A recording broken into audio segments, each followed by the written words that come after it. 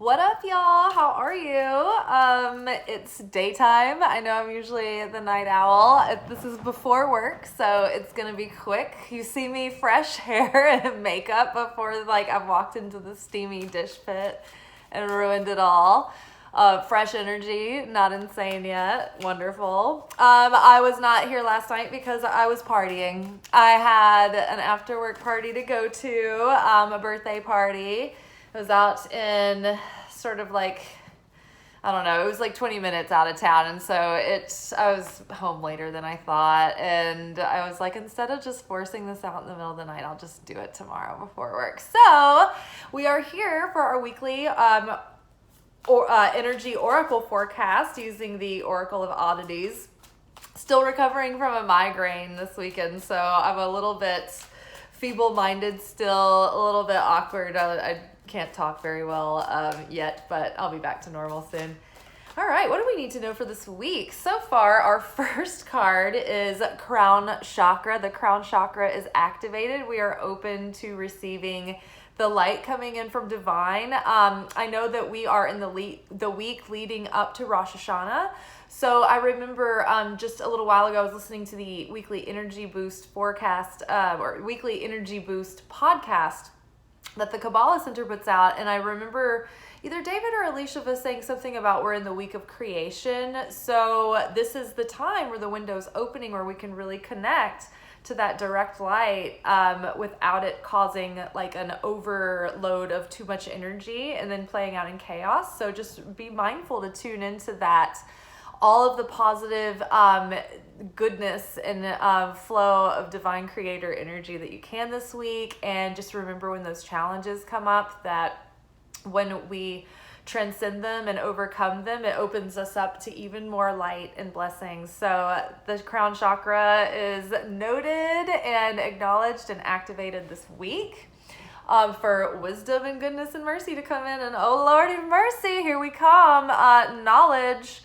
We have alignment, right? Aligning our thoughts and our fortitude, the spine that we've built, and our ideas and our vision and our goals, right? And we are aligning our thoughts and our feelings and our actions. And we are becoming one mind and one spirit, no longer going back and forth with our, indecisiveness or hidden conflicting desires. We have knowledge of the self now, and we have transcended this. And so we have a higher understanding and a higher consciousness now. So that's the whole point of all of this every year, this check-in too. So we're setting ourselves up with a good structure to support us for this year ahead, for the blessings to come. All right, what is next? My hair is really looking good right now. It's gonna be such a shame when when it's toxic. Okay, remove any toxic influences. Really set yourself up for the best success, for all of this light to come through and be embodied without it having the tainted taste of toxic residue from things that have happened from the past. This is a new moment. We are moving forward. We're not carrying old garbage with us. We are not carrying old bitterness, bad tastes in our mouth, moods and energies and attitudes that just kept us down and feeling like crap about our life, about ourselves. No more. We don't have to do this. We can have a good time, okay? All right, so no more toxic patterns, the things that are really sucking the value and the energy and your light away, nip it in the bud. All right. Our last card for the week. Let's see what it's got to say. What do we need to be aware of? What do we need to take advantage of? On the lookout for. Ooh, be on the lookout for deception. Be careful where your own ego comes up to deceive you, where we deceive ourselves, where we sort of choose to put our head in the sand and believe what we want to because, it's part of us, the smaller self wants to believe it. But really tune in, we were talking about this, me and the girls last night at this party, one of my friends said that, she'd really been asking herself lately if she's in a situation where she's like, ooh, I know I shouldn't do this, but I'm really wanting to do it anyway. She was like, okay, what would my higher self do? And I was like, nailed it. Perfect landing, stuck the landing, jazz hands.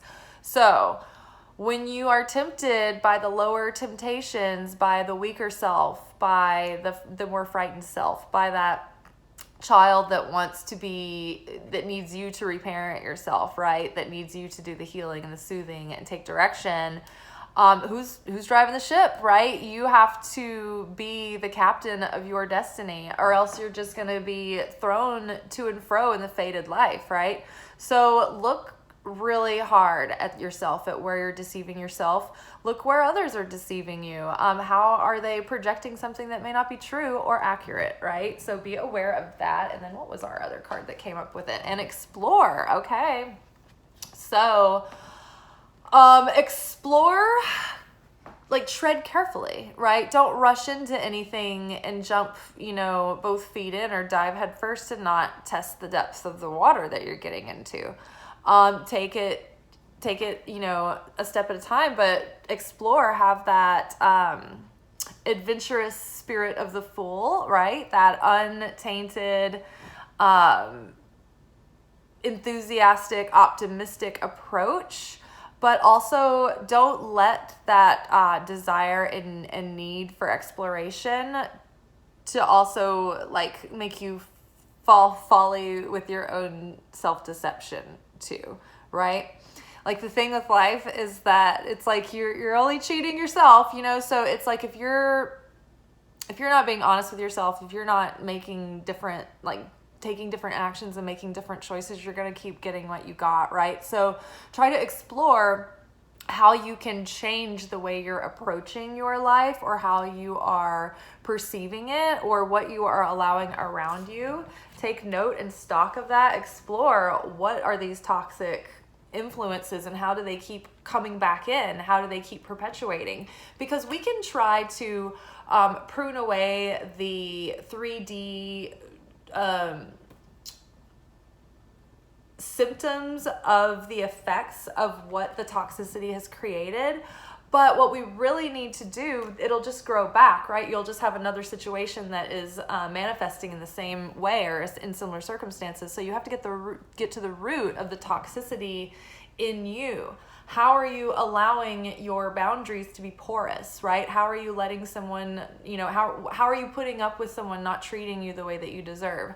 How are you perpetuating a toxic pattern? By allowing it, right? By enabling it. Maybe you're not actively taking part in it, but maybe you're just letting it continue instead of just saying nope, had enough, new story, moving away from this, no more of that, right? So we have an opening in revelation and realization and self-knowledge coming, and we are really setting ourselves up to have good stability and good structure, but we need to continue to take advantage of these few days leading up to Rosh Hashanah, where we can offload the rest of this toxic negativity. That way, when, the day of, when we're opening it up to this energy that's going to even, be cleansing us of even more negativity, it's going to be that much more effective. And in order for you to really get to the root of all of this, you have to be honest. Where have you allowed yourself to look past things or fall for illusion, right? Where have you leaned into the illusion instead of looking right at it?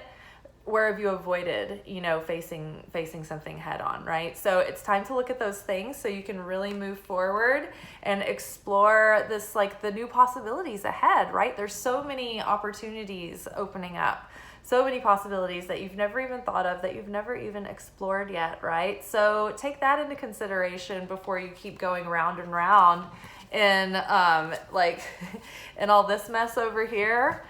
Do we want to keep continuing to go down this road? I don't think so. I think we're all more ready for this scenario here, right? I think I am. I think you are too. All right, you guys, that is all for now. I will be back later tonight to talk about our extended reading for the day. Take care. See you soon. Bye.